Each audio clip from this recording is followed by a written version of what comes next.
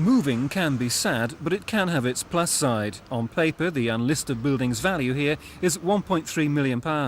But when Japanese developers are willing to pay you £23 million, it's an offer you can't refuse. The new home in Regent Street, still taking shape, looks very different, although nothing surprising to West End shoppers.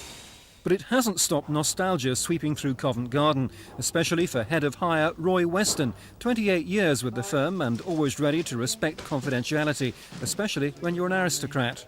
The gentleman used to come in on Saturday morning, always came in on Saturday morning. He lived in Chester Square, which is a very good address, and we had to wrap the things up in brown paper for him because he said if any of his friends ever saw that he'd been into Moss Bros to buy anything, they would never speak to him again. So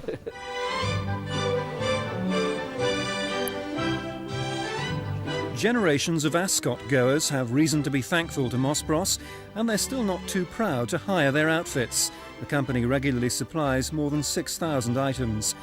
Wedding suits and dresses, of course, are still the bread and butter business here, where traditions have been carried on in a family empire which stretches from founder Moses through his son and his son to the current boss. And yes, customers have changed. I think sometimes they are a bit scruffy. I always think Saturday morning, the people, I suppose, are they're wearing their leisure clothes. They do sometimes look rather scruffy, and I'm ashamed sometimes that some very well-dressed people and some rather undressed people come in together, and I hope it doesn't offend the well-dressed ones. We look after everybody.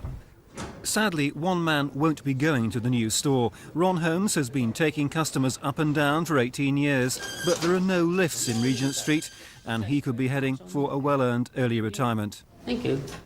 John Andrew in Covent Garden, Thames News.